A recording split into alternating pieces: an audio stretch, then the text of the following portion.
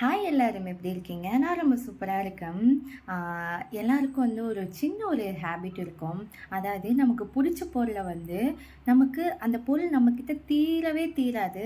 அப்படி ஸ்டாக் வாங்கி வைக்கிற பொருள் எல்லாருமே யூஸ் பண்ணியிருப்பாங்க.